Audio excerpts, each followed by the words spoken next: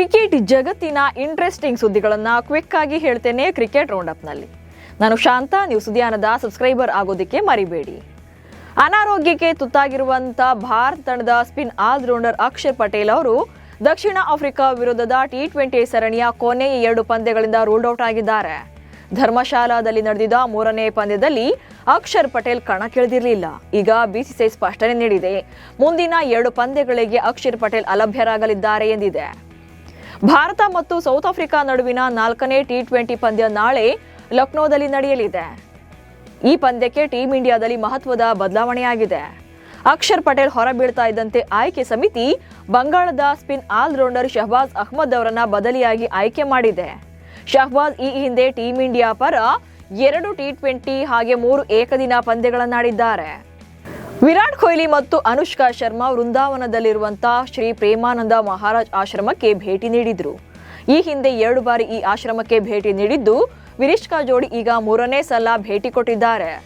ದಕ್ಷಿಣ Africa ವಿರುದ್ಧ ODI ಸರಣಿ ಗೆದ್ದ ಬಳಿಕ ಲಂಡನ್ಗೆ ಹೋಗಿದ್ರು. ಈಗ ಮತ್ತೆ ಭಾರತಕ್ಕೆ ಬಂದಿರುವಂತಹ ಕೊಹ್ಲಿ ದಂಪತಿ ಪ್ರೇಮಾನಂದ ಆಶ್ರಮಕ್ಕೆ ಭೇಟಿ ನೀಡಿ ಗುರುಗಳ ಆಶೀರ್ವಾದ ಪಡೆದರು. ಆ ನಂತರ ಇಬ್ಬರು ಕೂಡ ಭಾವುಕರಾಗಿದ್ದು ಕಂಡು ಬಂದಿದೆ.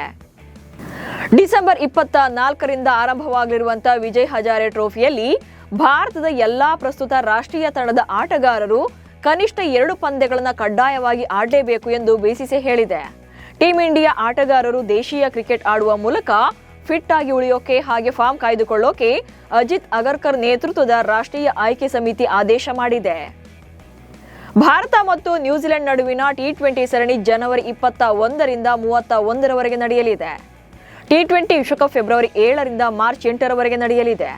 ಬಿಸಿಸಿಐ ಜನವರಿಯ ಮೊದಲ ವಾರದಲ್ಲಿ ನ್ಯೂಜಿಲೆಂಡ್ ವಿರುದ್ಧದ ಭಾರತದ 5 ಪಂದ್ಯಗಳ T20 ಸರಣಿ ಹಾಗೆ T20 ವಿಶ್ವಕಪ್ 2026ಕ್ಕಾಗಿ ಅದೇ ದಿನಾಂಕದಂದು ತಂಡವನ್ನ ಪ್ರಕಟ ಮಾಡಲಿದೆ. ನ್ಯೂಜಿಲೆಂಡ್ T20 ಸರಣಿ ಹಾಗೆ T20 ವಿಶ್ವಕಪ್ಗಾಗಿ ಒಂದೇ ತಂಡವನ್ನ ಪ್ರಕಟ ಮಾಡಲಿದೆ. UAE ವಿರುದ್ಧ ಸ್ಫೋಟಕ ಸೆಂಚುರಿ ಸಿಡಿಸಿದ್ದ ವೈಭವ್ ಸೂರ್ಯವಂಶಿ ಇದೀಗ ಮಲೇಷ್ಯಾ ವಿರುದ್ಧ ಸಿಡಿಲಬ್ಬರದ ಬ್ಯಾಟಿಂಗ್ ಪ್ರದರ್ಶನ ಮಾಡಿ ಅರ್ಧ ಶತಕ ಬಾರಿಸಿದ್ದಾರೆ. ಮೊದಲ ಓವರ್ನಿಂದಲೇ ಅಗ್ರೆಸಿವ್ ಆಗಿ ಬ್ಯಾಟಿಂಗ್ ಮಾಡಿದಂತ ವೈಭವ್ ಕೇವಲ 25 ಎಸೆತಗಳಲ್ಲಿ ಅರ್ಧ ಶತಕ ಬಾರಿಸಿದ್ರು. ಇದರ ನಡುವೆ 3 ಭರ್ಜರಿ 6 ಹಾಗೆ 5 4ಗಳು ಬಂದಿದ್ವು. ಆದರೆ ಅರ್ಧ ಶತಕದ ಬಳಿಕ ಬಿರುಸಿನ ಹೊಡೆತಕ್ಕೆ ಮುಂದಾಗಿ ಕ್ಯಾಚ್ ಔಟ್ ಆಗಿದ್ದಾರೆ. IPL ಸೀಸನ್ 19ರ ಆರಂಭಕ್ಕಾಗಿ ದಿನಾಂಕ ಫಿಕ್ಸ್ ಆಗಿದೆ. 2026ರ ಮಾರ್ಚ್ 26ರಿಂದ IPL ಆರಂಭವಾಗಲಿದ್ದು ಫೈನಲ್ ಪಂದ್ಯ ಮೇ 31ರಂದು ನಡೆಯಲಿದೆ. ಈ ಆವೃತ್ತಿಯಲ್ಲಿ ಹಾಲಿ ಚಾಂಪಿಯನ್ ಆಗಿರುವಂತಹ RCB ಉದ್ಘಾಟನಾ ಪಂದ್ಯವನ್ನು ಆಡಲಿದೆ.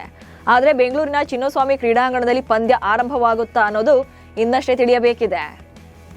2 ಕೋಟಿ ರೂಪಾಯಿ ಮೂಲ ಬೆಲೆಯೊಂದಿಗೆ ಹರಾಜಿಗೆ ಬಂದಿದ್ದಂತ ಕ್ಯಾಮರೂನ್ ಗ್ರೀನ್ 25.20 ಕೋಟಿ ರೂಪಾಯಿಗೆ KKR ಪಾಲಾಗಿದ್ದಾರೆ. ಕ್ಯಾಮರೂನ್ ಗ್ರೀನ್ಗಾಗಿ ಮೊದಲಿಗೆ ರಾಜಸ್ಥಾನ ರಾಯಲ್ಸ್ ಮತ್ತು KKR ನಡುವೆ ಪೈಪೋಟಿ ನಡೆದು ಸುಮಾರು 13.5 ಕೋಟಿ ರೂಪಾಯಿಗೆ ರಾಜಸ್ಥಾನ ಬಿಡ್ನಿಂದ ಹಿಂದೆ ಸರಿದಿತ್ತು.